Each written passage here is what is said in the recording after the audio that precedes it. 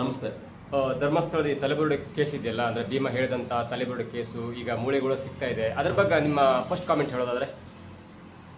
Sir, ಈಗ ಧರ್ಮಸ್ಥಳದ ಕೇಸಲ್ಲಿ ಆತ 13 ಪಾಯಿಂಟ್ಗಳನ್ನೇನೋ ಅವನು ತೋರಿಸಿರ್ತಾರೆ SIT ತಂಡಕ್ಕೆ. 13ರಲ್ಲಿ ಏನಾಗ್ತದೆ, ಸರಿಸುಮಾರು 5 ಪಾಯಿಂಟ್ವರೆಗೂ ಕೂಡ ಏನು ಅವಶೇಷಗಳು ಸಿಗೋದೇ ಇಲ್ಲ. ಅದಾದ್ಮೇಲೆ 6ನೇದ್ರಲ್ಲಿ ಒಂದು ಅವಶೇಷ ಪತ್ತೆ ಆಗ್ತದೆ. ಅದನ್ನೇನೋ ವರದಿ ನೋಡಿದ್ರೆ ಅದು 50 ವರ್ಷದ ಹಳೇದು ಅನ್ನೋ ರೀತಿಲೆಲ್ಲ ಹೇಳಿದ್ರು. ತದನಂತರ ಈ ನೆಕ್ಸ್ಟ್ 7, 8 ಈ ತರ ರನ್ನಿಂಗ್ ಆಗ್ಬೇಕಾಗಿತ್ತು. ಅದಾದ್ಮೇಲೆ ಇವಾಗ 11ರಲ್ಲೇನೋ ಇದೆ. ನಿನ್ನೆ ಯಾವುದೋ ಒಂದು ಕಾಡು ಬೆಟ್ಟದ ಗುಡ್ಡದಲ್ಲಿ ಒಂದಷ್ಟು ಅವಶೇಷಗಳು ಸಿಕ್ಕಿದಾವೆ ಅನ್ನೋ ರೀತಿಯಲ್ಲಿ ಸುದ್ದಿ ಹರಿದಾಡ್ತಿದೆ. SIT ತಂಡದವ್ರು ಇನ್ನೂ ಏನು ಅದು ಎತ್ತ ಅಂತೇಳಿ ಮಾಹಿತಿಗಳು ಕೊಟ್ಟಿಲ್ಲ. ಆದ್ರೆ ಎಲ್ಲ ಒಂದ್ ಕಡೆ ಈ ನಮ್ಮ ಅನಿಸಿಕೆ ಏನು ಅಂದ್ರೆ, ಈಗ ಭೀಮಾ ಬಂದು 11 ವರ್ಷ 12 ವರ್ಷ ಇಲ್ಲ 15 ವರ್ಷದ ಹಿಂದೆ ಊತ್ ಹಾಕಿರ್ಬೋದು ಆ ಜಾಗದಲ್ಲಿ. ಈಗ ಅವನಲ್ಲಿ ಊತ್ ಹಾಕಿದಾಗ ಅಲ್ಲಿ ಏನೋ ಒಂದು ಆತನೇ ಒಂದು ಮಾರ್ಕ್ ಮಾಡಿದಿದ್ರೆ ಇದೇ ಜಾಗ ಅಂತ ತೋರಿಸ್ಬೋದಾಗಿತ್ತು. ಯಾಕೆಂದ್ರೆ ಭೀಮಾ ನಾನು ಈ ತರ ಒಂದು ಪರಿಸ್ಥಿತಿ ಬರ್ತೀನಿ ಅಂತ ಆ ವ್ಯಕ್ತಿಗೂ ಕೂಡ ಗೊತ್ತಿರ್ಲಿಲ್ಲ. ಈಗ ಆತನಿಗೆ ಏನೋ ಮನ್ಸಿಗೆ ಬೇಸರ ಆಗಿ, ಇಲ್ಲ ನಾನು ಇದನ್ನ ಸತ್ಯ ಒಪ್ಕೊಳ್ಳೇಬೇಕು ಅನ್ನೋ ರೀತಿಲಿ ಆತ ಬಂದಿದ್ದಾನೆ. ಆದ್ರೆ ಅವನೇನು ಪಾಯಿಂಟ್ಗಳು ಮಾಡಿದಾನಲ್ಲ, 13 ಪಾಯಿಂಟ್ ಇರ್ಬೋದು ಆ ಜಾಗ ಅಂತ ಹೇಳಿ ತೋರಿಸ್ತಿರ್ಬೋದು. ಆದ್ರೆ ಅಲ್ಲಿ ನಿಖರವಾಗಿ ಆತ ಏನೋ ಒಂದು ಗುರುತುಗಳನ್ನ ಮಾಡ್ಕೊಂಡು ಹೋಗಿದ್ರೆ ಅದ್ರಲ್ಲಿ ನಿಖರವಾಗಿರೋದು. ಆದ್ರೆ ಅವನು ಬಂದಿದ್ದಾನೆ ಒಂದು ಊಹೆ ಮೇಲೆ ಇಲ್ಲೇ ಮಾಡಿದೀನಿ ಅಂತ ತೋರಿಸಿರ್ಬೋದು. ನಾವೇನ್ ಅನ್ಕೊಂತ ಇದೀವಿ, ಆಯ್ತು ಎನಿವೆ ಅಲ್ಲಿ ತೋರಿಸ್ತಾ ಇರ್ಬೋದು, ಅಲ್ಲಿ ಗುಂಡಿನೂ ಅಗದಿರ್ಬೋದು. ಮೇ ಬಿ ಅದರಿಂದ ಪಕ್ಕಕ್ಕೆ ಒಂದ್ ಸ್ವಲ್ಪ ಏನಾದ್ರೂ ಪಾಯಿಂಟ್ ಮಿಸ್ ಆಗಿರ್ಬೋದು. ಇಲ್ಲಿ ಗುಂಡಿ ಆಗೋದು ನೋಡಿದಾಗ ಏನು ಇಲ್ಲದೆ ಹೋದಾಗ ಕಾಮನ್ ಆಗಿ ನಾನು ಇದೊಂದು ಹಾಸ್ಯಾಸ್ಪದವಾಗಿ ಹೇಳ್ತೀನಿ, ಗುಂಡಿಲಿರೋ ಮೂಳೆನೆ ನಾನು ಇಲ್ಲಿದ್ದೀನ್ರಯ್ಯ, ನನ್ನನ್ನ ಬಿಟ್ಟು ಇಲ್ಲೆಲ್ಲೋ ಆಗಿದ್ದೀರಲ್ಲ ಅನ್ನೋ ರೀತಿಲಿ ಭಾವನೆ ಹೇಳ್ತಾರ ಅದಷ್ಟೇ.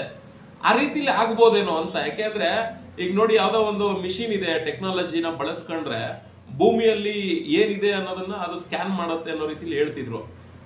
SIT ಅಧಿಕಾರಿಗಳು ಭೀಮಾ ತೋರಿಸಿರೋ ಅಷ್ಟು ಪಾಯಿಂಟ್ಗಳನ್ನ ಆಧರಿಸ್ಕೊಂಡು ಒಂದಷ್ಟು ಒಂದ್ 500 ಮೀಟರ್ ಅಷ್ಟು ಕವರ್ ಆಗುವಂತ ರೀತಿಯಲ್ಲಿ ಆ ಮಿಷಿನ್ ನ ಸ್ಕ್ಯಾನ್ ಮಾಡುವಂತ ರೀತಿಲಿ ಮಾಡಿದಿದ್ರೆ ಎಲ್ಲ ಒಂದ್ ಕಡೆ ಆ ಪಾಯಿಂಟ್ ನಿಖರವಾಗಿ ಸಿಕ್ತಾ ಇದ್ದೇನೋ.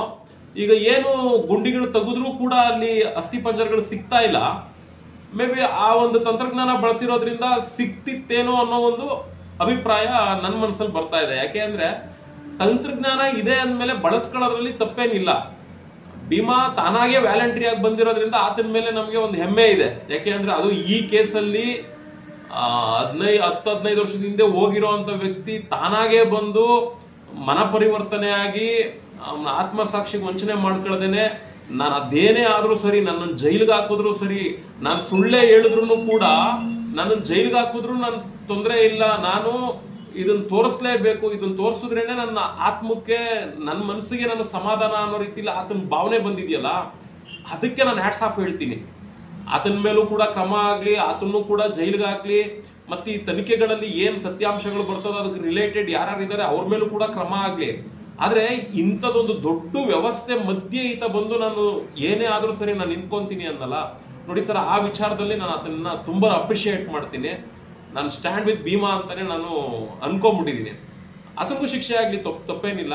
ಆದ್ರೆ ಎಲ್ಲೆಲ್ಲಿ ಗುಂಡಿಗಳು ಅಗದು ಏನು ಸಿಕ್ಕಿಲ್ಲ ಅಂತ ಹೇಳ್ತಾರೆ, ಅಂತ ಸ್ಪಾಟ್ಗಳಲ್ಲಿ ದಯವಿಟ್ಟು SIT ಇಲಾಖೆಯವರು ಆ ಏನು ತಂತ್ರಜ್ಞಾನ ಇದೆ ಅದನ್ನ ಬಳಸ್ಕೊಂಡ್ರೆ ಮೇ ಬಿ ಆ ಪಾಯಿಂಟ್ ಅಲ್ಲಿ ಹೆಚ್ಚು ಕಡಿಮೆ ಆಗಿದ್ರು ಕೂಡ ಅದು ಅಸ್ಥಿ ಪಂಜರಗಳು ಸಿಗಬಹುದು ಅನ್ನೋ ತರ ನಾನು ಅನ್ಕೊಂಡಿದ್ದೀನಿ.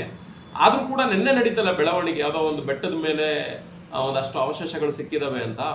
ಎಲ್ಲ ಒಂದ್ ಕಡೆ ಆ ಒಂದು ನಿರಾಸೆಗಳಿಗೆ ಒಂದು ಮತ್ತೆ ಪುಷ್ಟಿ ಸಿಕ್ದಂಗೆ ಆಯ್ತು ಭೀಮನ್.